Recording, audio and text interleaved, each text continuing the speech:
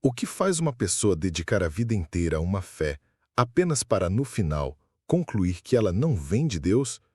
O que é preciso para que alguém, cuja família está enraizada em uma religião por gerações, se levante e declare que seus ensinamentos são estéreis e fundamentalmente anticristãos? Este não é um ataque de um estranho. Esta é a história de um veredito, proferido por alguém que viveu no coração da organização das Testemunhas de Jeová. Um homem que não apenas seguiu, mas examinou, questionou e, como ele mesmo diz, testou tudo. O autor do artigo que inspira este vídeo é M. James Penton, professor emérito de História e um dos maiores especialistas mundiais sobre as Testemunhas de Jeová. Mas mais importante do que seus títulos acadêmicos, Penton foi uma testemunha de Jeová devota. Seus pais, avós e bisavós foram estudantes da Bíblia, os precursores do movimento. Ele nasceu, foi criado e viveu como uma testemunha de Jeová. Ele e muitos outros tentaram reformar a organização por dentro para corrigir os erros e as injustiças que viam. Qual foi o resultado? Em suas próprias palavras, foi impossível, do mesmo modo que foi impossível para os cristãos primitivos reformar o judaísmo dos seus dias. Nós fomos expulsos das sinagogas. O que você está prestes a ouvir são as 10 razões concretas, baseadas em décadas de pesquisa e experiência pessoal, que levaram este historiador a concluir que a organização Torre de Vigia, a liderança das Testemunhas de Jeová, não é de Deus. Prepare-se, pois esta análise vai além da superfície, expondo as rachaduras profundas nas fundações de uma das religiões mais controversas do mundo. A primeira, e talvez mais condenatória razão, é a mais simples de entender. A organização das Testemunhas de Jeová tem sido uma fábrica de falsas profecias desde o seu início. A Bíblia, em Deuteronômio, capítulo 18, é brutalmente clara sobre como identificar um falso profeta. Se ele fala em nome de Deus e o que ele prediz não acontece, ele é um falso profeta. E o histórico da Torre de Vigia neste quesito é inegável e catastrófico. Eles afirmaram com a autoridade de quem fala por Deus que o fim do mundo, a Batalha do Armagedon, viria em 1914. Não veio. Eles recalcularam e apontaram para 1925. Novamente, um fracasso absoluto. Mais recentemente, eles geraram uma imensa expectativa para o ano de 1975, levando milhares de seguidores a venderem suas casas, largarem seus empregos e abandonarem seus planos de vida apenas para verem outra data passar em silêncio. As profecias fracassadas não se limitavam ao fim do mundo. Eles previram que os 144 mil, a elite celestial, seriam levados para o céu em 1878, depois em 1881, em 1914, em 1918 e novamente em 1920. Cada data veio e se foi, deixando para trás um traço de esperanças frustradas. A tática, então, mudou. Eles ensinaram por décadas que o fim viria antes que a geração que estava viva em 1914 desaparecesse. Milhões de testemunhas de Jeová viveram e morreram agarradas a essa promessa. Mas à medida que os membros daquela geração envelheciam e morriam, a profecia se tornava insustentável. Recentemente, eles foram forçados a abandonar silenciosamente até mesmo essa previsão, mudando o significado da palavra geração para algo vago e simbólico. Um profeta que constantemente muda a profecia para se ajustar ao fracasso não é um profeta de Deus. É um mestre da manipulação. Para justificar suas constantes mudanças, a liderança da Torre de Vigia cita o provérbio que diz que a luz aumenta mais e mais. Eles afirmam que Deus está revelando gradualmente a verdade ao seu povo. No entanto, um olhar honesto para a história doutrinária da organização não revela um caminho de luz crescente, mas um labirinto de contradições, um caminhar errático para frente e para trás. A nova luz de hoje é frequentemente a velha escuridão de ontem. Vejamos o exemplo do Novo Pacto. Em 1880, o fundador Charles Taze Russell ensinou que a Igreja não estava sob o Novo Pacto. Um ano depois, em 1881, a luz aumentou e ele disse que, na verdade, estava. Então, em 1907, a luz diminuiu e ele voltou à sua posição original de que não estava. Essa confusão causou uma grande divisão no movimento. Anos mais tarde, sob o presidente Rutherford, a organização voltou exatamente à posição que os dissidentes defendiam.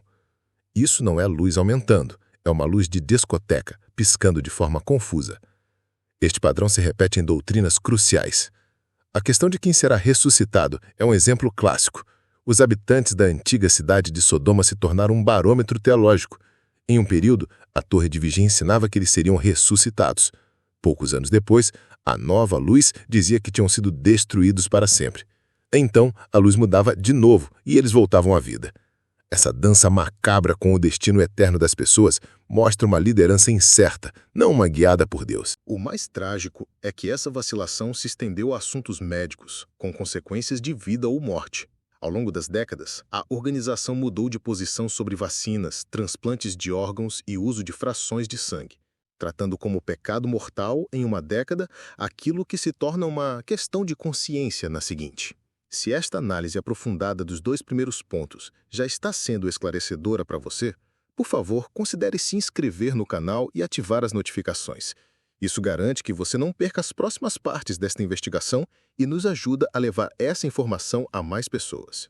A inconsistência da liderança não se limita às doutrinas, ela se estende à própria fonte de sua autoridade. Hoje, as Testemunhas de Jeová afirmam ser uma organização dirigida pelo Espírito Santo de Deus. No entanto, esta nem sempre foi a sua alegação. Nos dias de Russell, ele acreditava que a igreja era guiada pelo Espírito. Mas quando Joseph Rutherford tomou o poder, ele introduziu uma nova luz radical.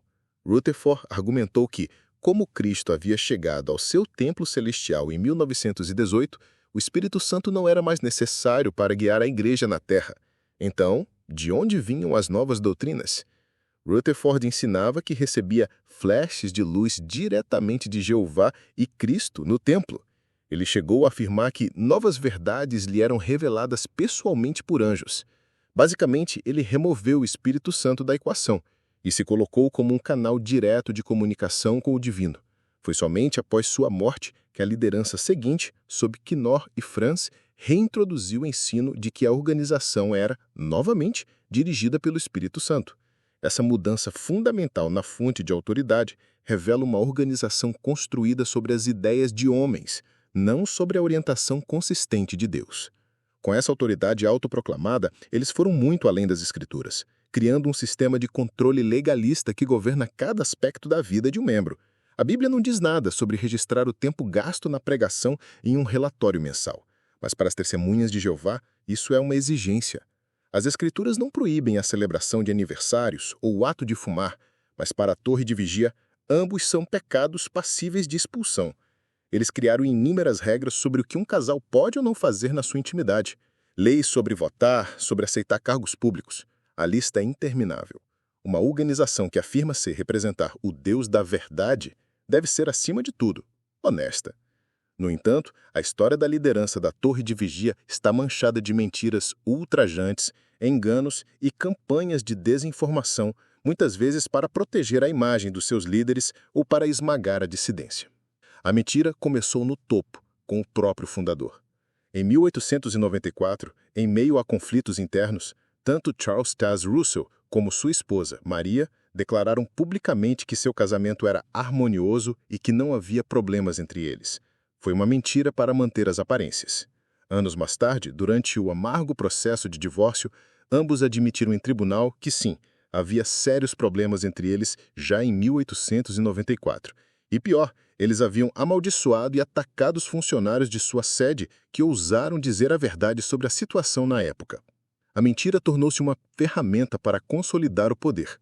Após a morte de Russell em 1916, Joseph Rutherford manobrou para assumir a presidência. Em 1917, ele expulsou 4 diretores da Sociedade Torre de Vigia que se opunham a ele. Até hoje, as publicações da Torre de Vigia retratam esses homens como rebeldes orgulhosos, apóstatas, que tentaram tomar o controle da organização de forma traiçoeira. No entanto, os registros do tribunal do caso Os Estados Unidos contra Rutherford e outros contam uma história completamente diferente. Sob juramento, o próprio Rutherford e seus associados admitiram fatos que contradizem completamente a narrativa oficial. A verdade é que os diretores foram removidos por Rutherford de forma ilegal e autoritária, porque representavam um obstáculo ao seu controle absoluto. A organização mentiu sobre a sua própria crise de sucessão em 1917 e perpetua essa mentira até hoje. Estamos exatamente na metade da nossa lista. Fazer uma pausa rápida aqui para dizer que a produção de um documentário como este, que exige análise de documentos históricos complexos, só é possível graças ao apoio direto da nossa comunidade. Se você está encontrando valor nesse trabalho e tem condições de contribuir, sua doação pelo Pix ou pelo PayPal para amigos fora do Brasil é o que financia nossa próxima investigação. Os links estão na descrição. Agradecemos imensamente por nos permitir continuar. Agora, vamos voltar às mentiras da Torre de Vigia. Talvez a mentira mais chocante e moralmente repugnante na história da Torre de Vigia seja a sua contínua distorção do que realmente aconteceu na Alemanha nazista em 1933. A narrativa oficial da organização é de uma perseguição implacável e de uma neutralidade corajosa diante do regime de Hitler. Embora milhares de testemunhas de Jeová comuns tenham de fato sofrido e morrido terrivelmente por sua fé, a história da liderança é muito mais sombria. Em 1933, enquanto Hitler consolidava seu poder, a liderança da Torre de Vigia publicou um documento conhecido como a Declaração de Fatos. Este documento, distribuído em uma convenção em Berlim, não foi uma condenação do nazismo. Foi uma tentativa desesperada de colaboração e compromisso com os nazistas. O texto da declaração é chocante. Nele, a liderança da Torre de Vigia tentou encontrar um terreno comum com o regime de Hitler, afirmando que eles também defendiam os altos ideais do governo nazista. Pior ainda, a declaração foi abertamente antissemita. Em uma tentativa de agradar aos nazistas, o documento criticava os comerciantes judeus inescrupulosos do Império Anglo-Americano. Para se distanciar ainda mais dos judeus, a declaração enfatizava que os estudantes da Bíblia não tinham qualquer relação com eles. E, para completar, o documento atacava os inimigos de Hitler, sendo descaradamente anti-britânico e anti-americano. Por décadas, a Torre de Vigia mentiu sobre a natureza deste documento, alegando que era um protesto corajoso. Mas o texto original não deixa dúvidas. Foi uma tentativa de apaziguamento, uma manobra política vergonhosa para salvar a organização na Alemanha, mesmo que isso significasse adotar a retórica odiosa dos seus perseguidores. A mentira contínua sobre este episódio é um insulto à memória das testemunhas de Jeová, que morreram nos campos de concentração por se recusarem a fazer o tipo de compromisso que sua liderança tentou fazer. Se uma testemunha de Jeová é acusada de um pecado grave, ela não é julgada de forma aberta e transparente como era costume no antigo Israel ou nas congregações cristãs primitivas. Em vez disso, ela é submetida a um processo que se assemelha mais a um tribunal secreto. As chamadas comissões judicativas das testemunhas de Jeová operam à porta fechada, em segredo. O acusado não tem direito a um advogado, a trazer testemunhas de defesa livremente ou mesmo a ter um amigo presente para apoio moral. Ele fica sozinho, perante 3 ou mais anciões que atuam como investigadores, promotores e juízes. Este sistema, que Penton compara diretamente ao Santo Ofício da Inquisição, é um terreno fértil para a injustiça.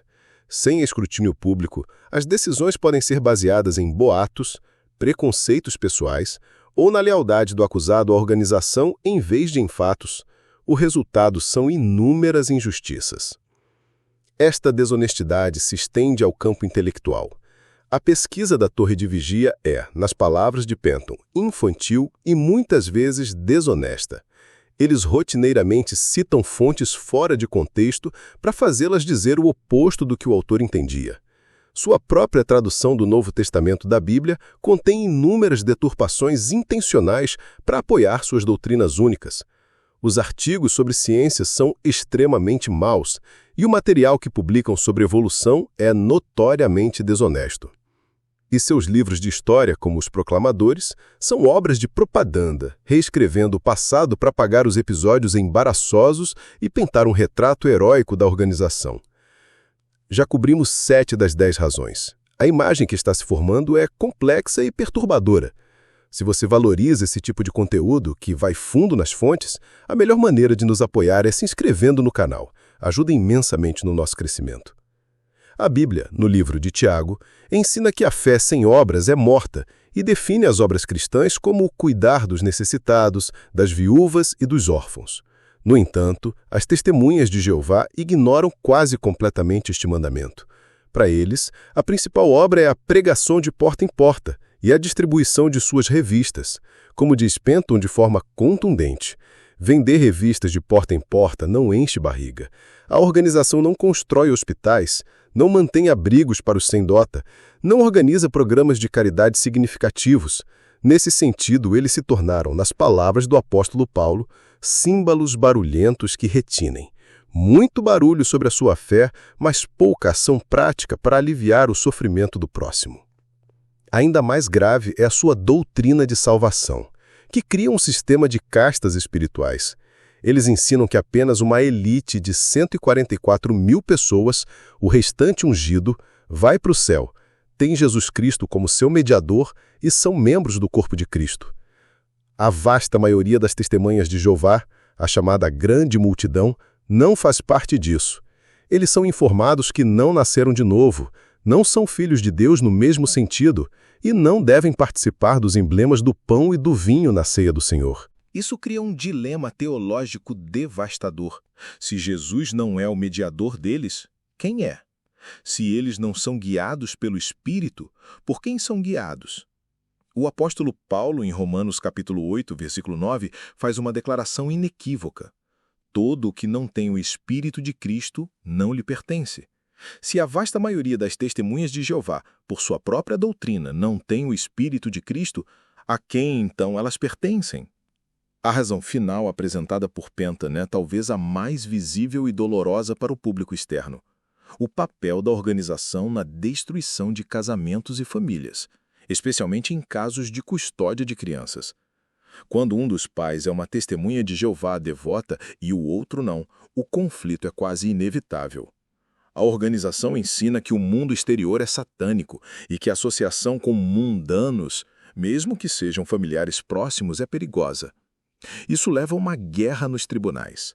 A mãe ou o pai testemunha de Jeová, seguindo as diretrizes da organização, tentará impedir que o filho participe de aniversários, do Natal ou receba transfusões de sangue, mesmo que isso seja contrário aos desejos do outro pai.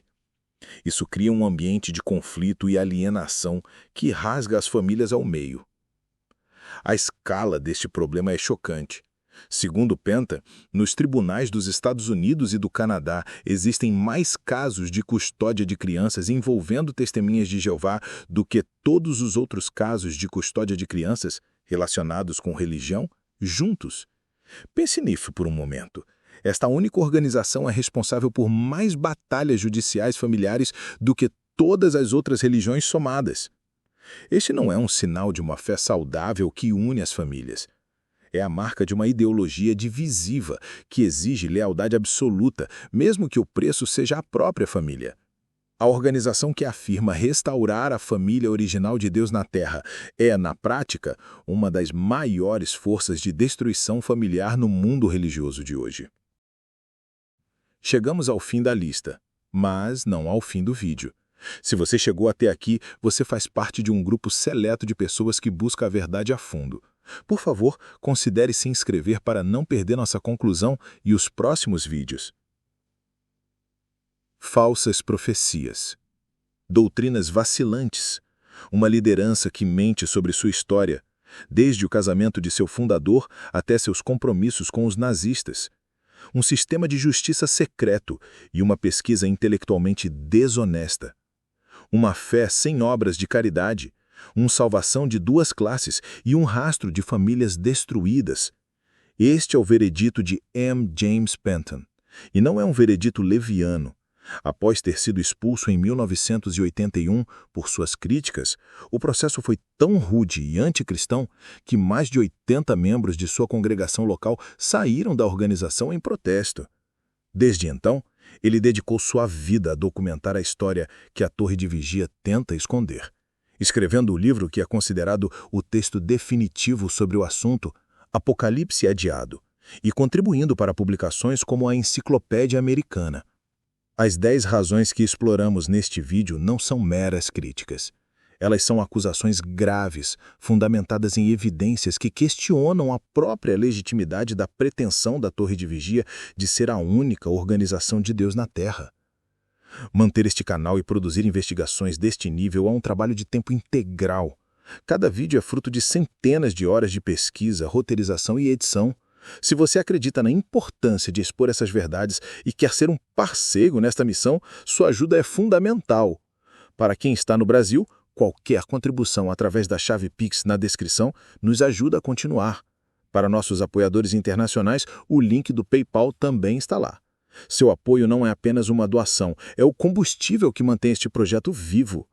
Se não puder ajudar financeiramente, por favor, compartilhe esse vídeo. Essa é a forma mais poderosa de quebrar as barreiras e fazer com que esta informação chegue a quem precisa. Muito obrigado por ter ficado até o fim. E para eu saber quem são os verdadeiros guerreiros da informação, comente aqui embaixo a palavra luz vacilante. E por falar em segredos da liderança, você sabia que eles construíram um bunker de luxo para sobreviver ao Armagedon? Clique no vídeo na tela para descobrir.